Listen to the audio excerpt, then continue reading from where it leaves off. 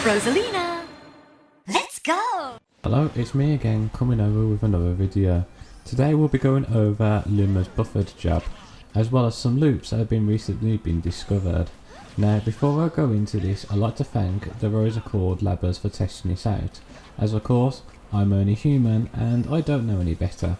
So, let's dive right in. Hello, I'm Rox15 and I'll be your Rosalina and Luma guide. So, what is buffered Luma jab? Well, it all starts out when Luma's second jab is inputted at a faster rate. The second jab has around 29 frames of hit stun when the opponent is at 30%, which leads to another jab loop, Rosa's up smash or even a grab. Deja vu anyone?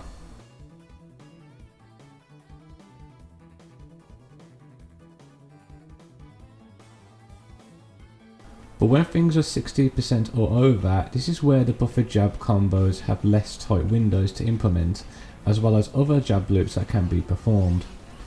Before we start, there are 3 rules that must be applied. Rosalina and Luma must never jab together at the same time, as you won't be able to buffer Luma's jab as it's leading to the combo not working altogether. Make sure that the duo closes the gap so that the opponent is trapped in between each other and can't escape. And lastly, make sure the opponent doesn't go past Rosalina's back, as this will end the loop altogether. Now, let's start with the basics and how to get the setup. There are 2 ways to implement the buffer jab, either from a Roxa boost or from a desync. But desync is the best option as Luma won't shoot back to you.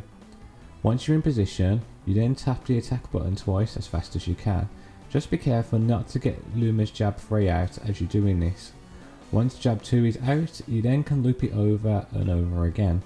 Don't worry, the buffering will do all the work for you when it comes to the hit stun.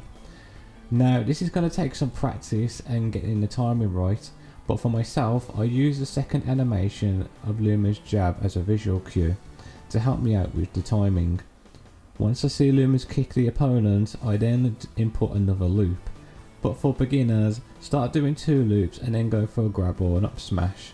Once you feel more comfortable, try adding more loops and then eventually try and go for the infinite loop altogether. There are 4 loops I like to go over, but first let's start with the most simple.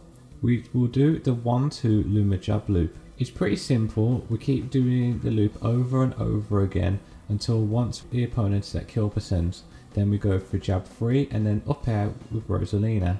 Or we can just go for a pivot up smash. See, simple. The next one is 2 Luma jabs forward and 1 Rosa jab back. This works on characters who are on an average of 80% or over, but for some 60%.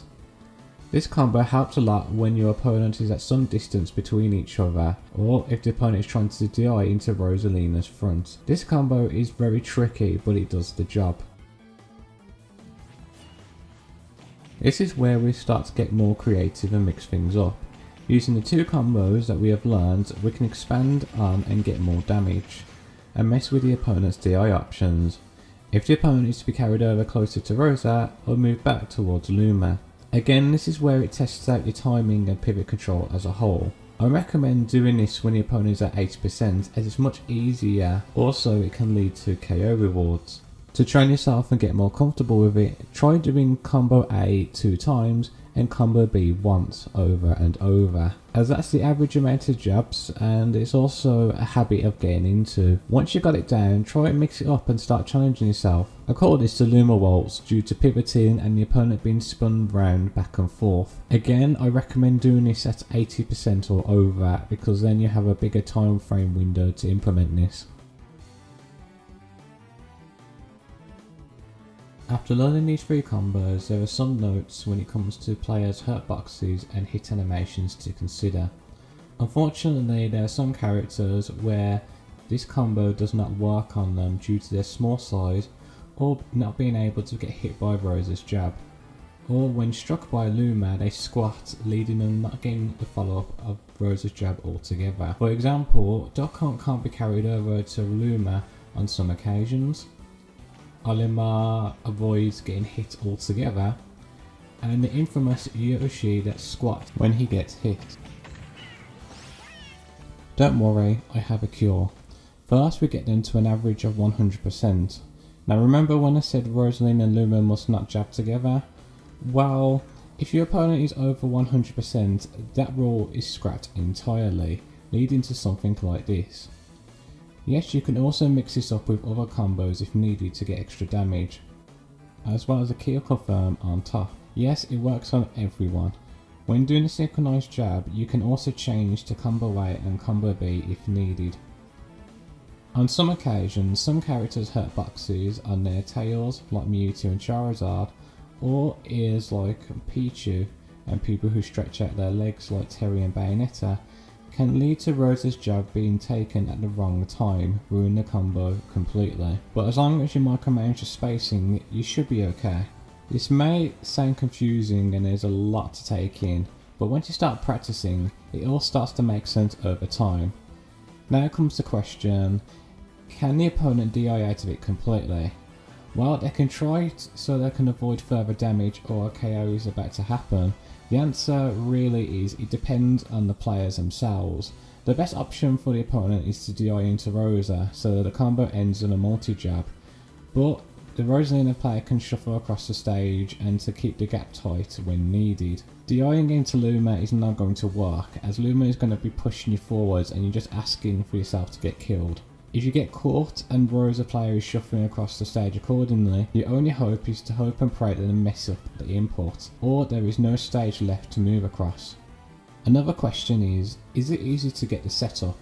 Well, it depends how consistent the Rosalina player is with their Luma control, as they need to make the duo go between the opponent in the heat of the battle. While the duo is in desync mode, the Rosa player has to go for a whiff punish or some kind of edge guard tactic. For example, if the opponent goes for an aerial with Luma and Rosa either shields, parries or doesn't get hit altogether, once they're in between, the fun begins. Doing this can put the fear factor into games and make the opponent think twice before going in. But once the combo starts and it ends in massive amounts of damage as well as a KO with a cherry on top, it can change the game in a heartbeat. For all those that want to get more technical, I have made a chart which will show you the percentages it works on and also which character is best suited for which combo. And that wraps up this lesson, so I'm going to give you a demonstration of these setups. So follow my lead as we work on these movements.